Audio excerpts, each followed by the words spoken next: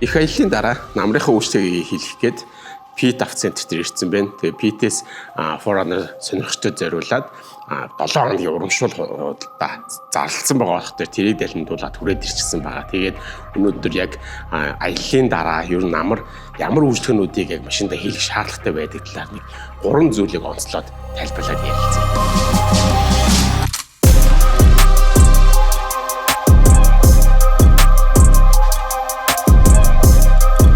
Намрын үйлчлэхээр угаасаа хүн болгон мэддэг хамгийн нэгдүгээр заавал хийх ёстой юм бол угаасаа машины тос тий. Хонгоё бидний Toyota хэрэглэгчнэрийн хувьд бол мотор найдвартай гэдэг хамгийн алдартай байдаг. Гэхдээ тэр найдвартай хэрэглээг урт насыг хадгалж явхад бол машины тос хамгийн чухал үүрэгтэй. За тэгээд бид нар бол MPM гэдэг тосыг хэрэглээд удаж байгаа. Ер нь орж ирсэн цагаас нь MPM тосыг хэрэглэж байгаа. За энэ тосн дээр бол би бүр амар ихтэйгээр хэлж чадсан. За өмнө бас би энэ талаар бол тосын талаар бол нэлээ дэлгэрэнгүй ярьж ирсэн. За тэгээд тос солихдоо зайлшгүй хийлгэж явах юм нь бол тий тосны шүүрийг солих. За тэгээд тосны шүүрэн дээр бас юун дээр анхаарах хэрэгтэй вэ гэхээр яг ялангуяа бид нар шиг юм оффроуд аялал хийдэг хүмүүс. За тэгэлчгүй ерөөдөө өдөр тутмын доонж байгаа шээс хүмүүсийн хувьд яг тэр тосны өндөр даацсан ачаал тэгээд өндөр бохирдлыг бас шүүх чадвартай тийм найдвартай сайн шүүрийг бол сонгож хэрэгжилж байгаарай. Та энэ шүүрэн дээр өөр дээр хэмнэлт хийх гэж оролдоод ч юм уу те найдваргүй юм авах юм бол нөгөө үнэтэй тосоо бас хэрэггүй задлагдчих вэ. Машиныхан бас моторыг бас алчих вэ гэдэг эрсдлийг бас бодож үзэлцээрэй. За тэгээд Pit авцентр дээр бол яг Niparts гэдэг брендийн тосны шүүрийг бас тавьж өгдөг. Эдгээр бүгдээрээ ингээд нэг компани бүтээгдэхүүнүүд учраас маш найдвартай биентэй хамтарч ажилладаг санагддаг. За тэгээд тосоо сольж явах үедээ бол ерөөдөө энэ ч бас MPM engine flash буюу те мотор цэвэрлэхээний бүтээгдэхүүн байдаг. Энийг хийгээд тосоо зүгээр асгах биш. Энийг хийгээд мотороо цэвэрлээд асгачих юм бол дараагийн моторондоо бас тосоо хийхэд бас илүү цэвэрхэн мотор хүлээж авах гэсэн үг те. За тэгээд өмнө бид нар бас хавар хийлж исэн гин ceramic хамгаалт гэдэг те. Энийг бас тостойгоо хамт хийгээд явах юм бол за таны ерөөхдөө моторын чинь үйл ажиллагааг бол 100% одоо эрүүл байлгах тал дээр бол хамгаалаад явнаа гэсэн. За моторын хувьд бол угаасаа тос бол хамгийн чухал шаардлагатай зүйл гэдэг. Тэнийг бол тогтмол сольж явах. За бид нар бол аль хэдийн хавар солиосноос хойш 10,000 гаруй километр явчихсан. За энэ бол энгийн тосон дээр бол бас ингэж явахыг зөвлөдөггүй. Ер нь 5 минут тутамдаа солиорой гэдэг. За бид нар 8,000 дээр ирээд үзүүлэхэд бол хангалттай сайн байсан учраас бас дахиад намрынхаа аяллуудад явж байгаад ирээд одоо 10,000 дээр солих гэж байгаа. Тэгээд MPV-ийн хувьд бол яг тэр талтай бол маш сайн байдаг учраас би найдвартайг нь хийлж та хэдий зөвлөгөө өгч чадж байгаа. Дээрээс нь өнөөдөр яг Forerunner хэрэглэгчд бол яг энэ ч цугулчихсан бүгдээрээ яг энэ тосыг хийх гээд ирчихсэн байгаа. Ерөнхийдөө бидэрт бол бүгдэнд нь танигдчихсан юм байгаа.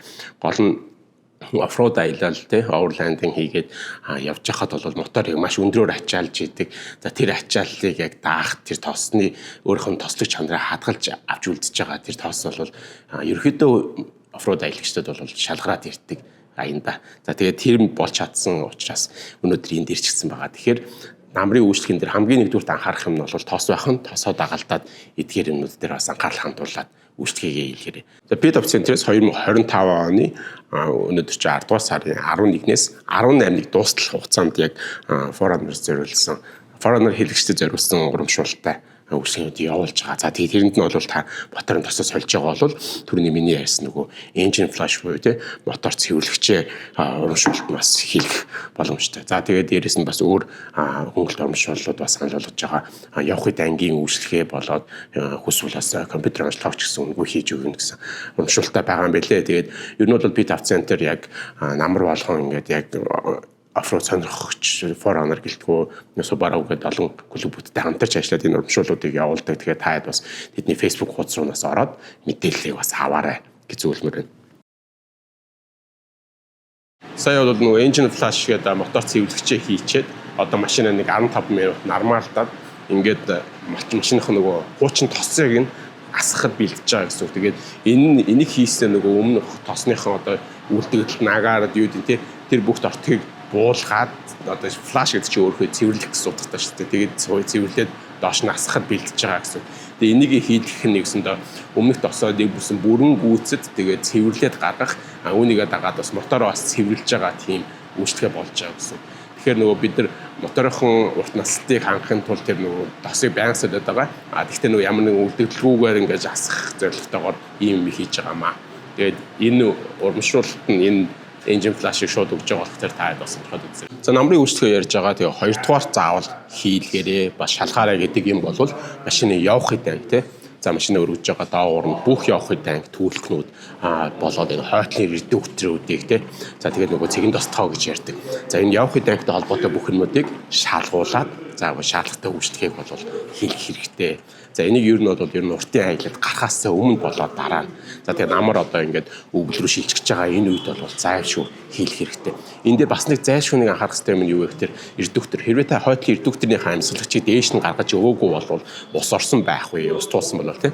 За тэгээд ус туулсан байгаад ус орсон байгаад за тэгээд өвөл хэрвээ тэр устай редуктор чинь өвөл болох юм хөлөх юм бол маш их хор уршигтай эрсдэл үүснэ. Тийм учраас тэрийг бол зайлшгүй шалгуулах хэрэгтэй.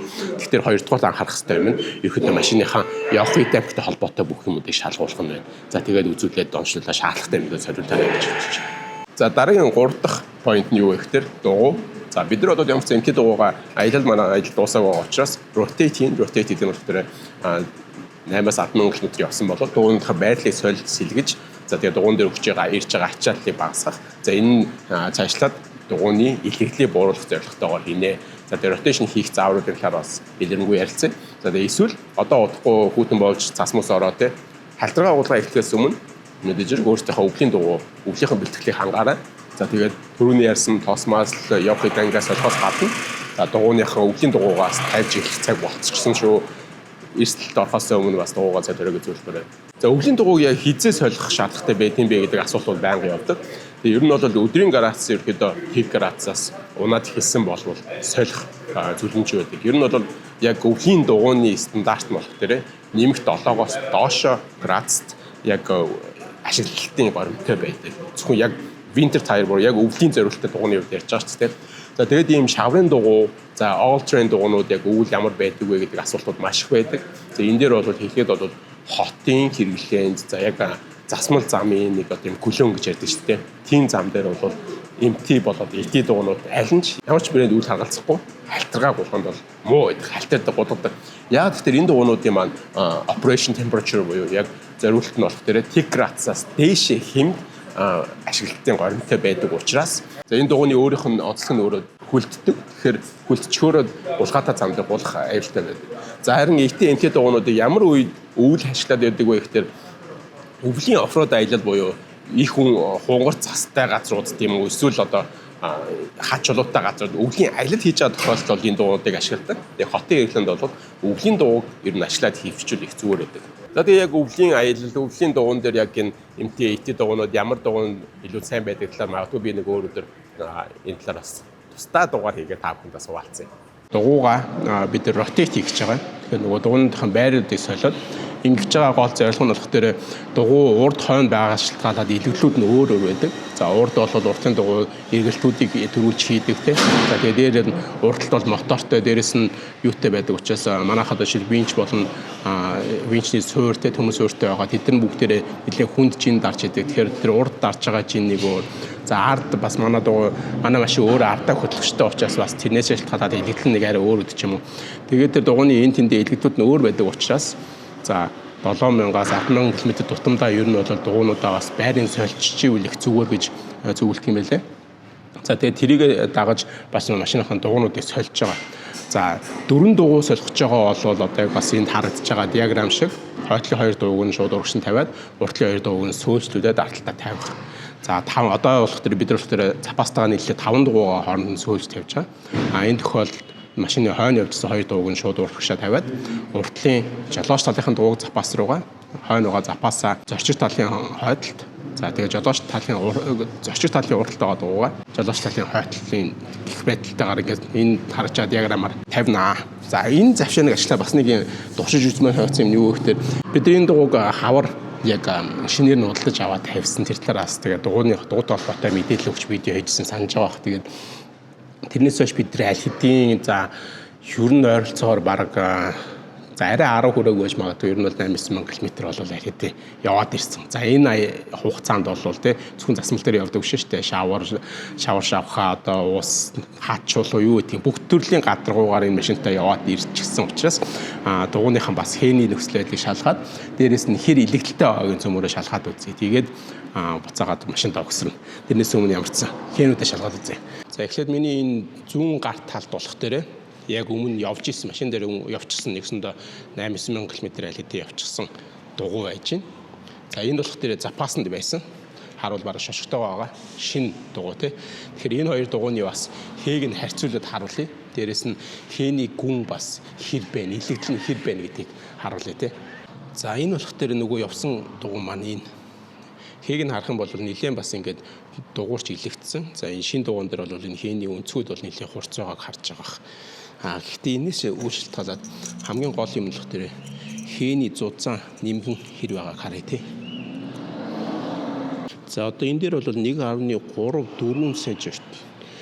Тэгэхээр чи 14 мм хавцаа, 13-4 мм хавцаа. За энэ яваад ирсэн дугуйн дээр харъя.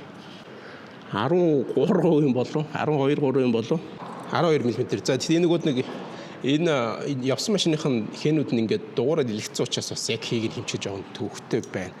За тэгэхээр ямар ч сан ер нь 8-9 мянган км за 10 арай хүрээгүй ахш би өөрөө тооцоолоод байна. Нарийн мэдээллийг энэ дэлсэн дээр харуулчих. Энэ хаанагт би битсэн байгаа яг хэдэн км явсан. Тэгэхэд бол 1-2 мм ч юм уу илэгдсэн байна. Ерхий хэн дээр юу байдлыг харах юм бол тэгэхээр би бол энэ ирчээрээ явах юм бол за эндээс чинь дахиад нэг ямар ч 20-30 мянган км бол гаргаад авчихаар юм шиг санагдаж байна. За тэгээд запас дугуй уг нь шинээр байгаа. Солихгүй шинээр л байгаад байна шүү дээ. Тэгээд яг хүмүүсийн доо нийтлэг ойлголт нэгээ шин дугуйгаа заавал илэгдүүлж явах гэдэг юм бэ гэсэн санаа яваад байдаг. Тэгтэл энэ маань ингээд би магадгүй 30 мянган км-ийн дараа те энэ бүргээ нэлээд доошлцсон 5 мм доошлцсон байх юм болвол энэ хоёрыг солиод тавихад энэ шин дугуйны нөгөөд миллиметрийн зөргнөөс хамаарат бас энэ чинь өөрөө явах хэд ингээд бас тодорхой хэмжээнд нөлөөлөл үзүүлдэг. Тэрэнд бол машинд бол тийм хаппи байхгүй. Тийм үр нөлөөтэй. Тэгэхээр тэрний эсрэг нэгсэнтэй дугуйнуудаа бүгжийг дэлгдүүлээд дээрэс нь энэ солих болгонд нэгсэнтэй нэг дугуй намраад байна гэсэн үг шүү дээ. Тэгэхээр тэрийгээ дагаад бас арай жоохон энэ дугуйнуудыг удаан эдлэх зорилготой гэсэн үг. Нэгийн дүнтэй авчирсан энэ дугуйдаа тий хөрөнгө оруулалт хийсэн юм чинь энийг бас айл болох чадлаараа удаан эдэлж ивэл бид нар хэрэгтэй шүү дээ. За манайх ерөөдөө өөрсдийнхөө намрын үрсгийг хийлгээд одоо дуусж байна. За өнөөдөр бол форанерчд бол бүгдээрээ ирээд уулзаад үрсгийг аваа дууслаа.